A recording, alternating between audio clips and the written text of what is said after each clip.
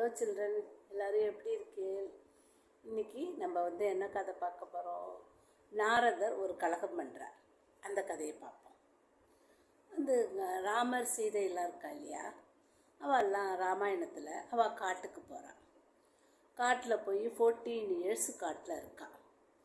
இருந்துட்டும் ராவணனோட வதம் பண்ணுறார் ராமர். அப்புறம் சீதையை அழிச்சுட்டு திரும்ப அயோத்திக்கு வரார்.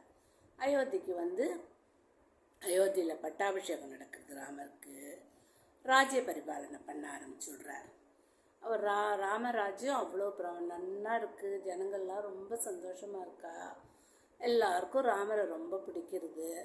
ராமரும் ஜனங்கள்கிட்ட ரொம்ப பிரியமாக இருக்கார். எப்படியே ஓடின்னு இருக்கு.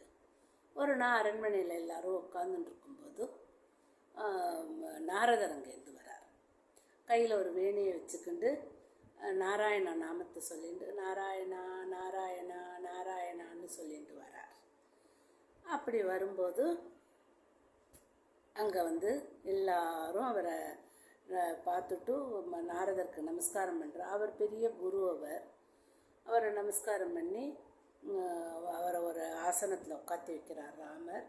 உட்காந்து வச்சுட்டு அவருக்கு பாத பூஜையெல்லாம் பண்ணி அவருக்கு என்னென்ன இதெல்லாம் பண்ணணுமோ அதெல்லாம் அந்த மரியாதையெல்லாம் பண்ணுறார். அப்படின்னு இருக்கிறதே அப்புறம் அங்கேருந்து விஸ்வாமித்திரர் வரார். விஸ்வாமித்திரர் ராஜ ரிஷி. அவர் ராஜாவாக இருந்து ராஜ்யத்தை பரிபாலனை பண்ணவர். அவர் அப்புறமா தவம் பண்ணி ரிஷி ஆகிறார். அதனால அவர் ராஜ ரிஷி. அவர் வரார். அவர் வந்தவுடனே ஜனங்கள்லாம் பயப்படுறா. ஏன்னா அவர் ரொம்ப கோபக்காரர். அவர் சாபம் கொடுத்துருவார் எல்லாருக்கும்.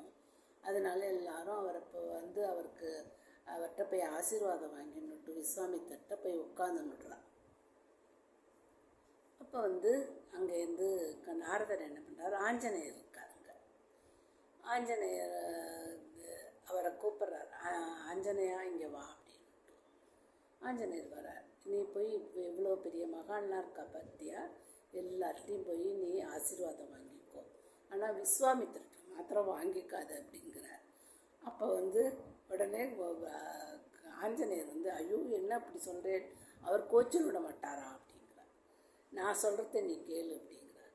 சரின்னு இவர் பெரிய ரிஷி, இவர் சொன்னதை நம்ம தட்டிட்டோன்னா இவர் கோச்சில் விட்டா என்ன பண்ணுறதுன்னுட்டு ஆஞ்சநேயர் என்ன பண்ணுறாரு, எல்லார்ட்டையும் போய் ஆசீர்வாதம் வாங்கிண்டா. விஸ்வாமித்திரர் பக்கம் போகவே இல்லை. ஆனால் விஸ்வாமித்திரர் என்ன பண்ணுறார், இதை ஒரு பெரிய விஷயமா எடுத்துக்கல அவர். அப்புறம் எல்லாரும் அவள் இடத்துல உட்காந்துட்டுருக்கா, பேசின்னு இருக்கா எல்லாரும்.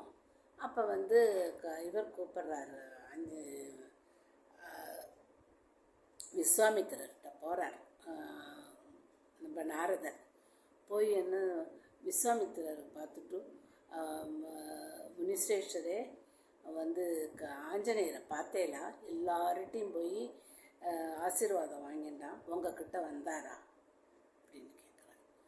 உடனே அவருக்கு அப்போ கோவம் வந்துடுது. கோவம் வந்துட்டு ஏந்துன்னு போய் ராமரை கூப்பிடுறார். ராமா ஆஞ்சநேயர் மேலே அம்பை போடு அப்படிங்கிறார். ராமர் பதறி போய்டுறார். ஐயோ என்ன சுவாமி சொல்கிறார், ஆஞ்சநேயர் மேலே அம்பு போடணுமா அப்படிங்கிறார். ஆமாம், என்னை அவன் அவமதிச்சுட்டான், அதனால போடு அப்படிங்கிறார்.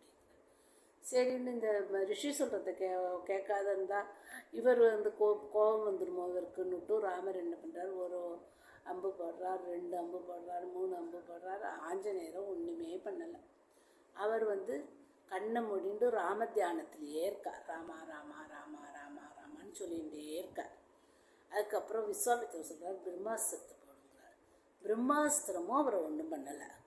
உடனே எல்லாருக்கும் என்னது ஆஞ்சநேயரை இப்படி ஒன்றுமே எதுவும் ஒன்றும் பண்ணலையே ஆஞ்சநேயர் அப்படிங்கிறார்.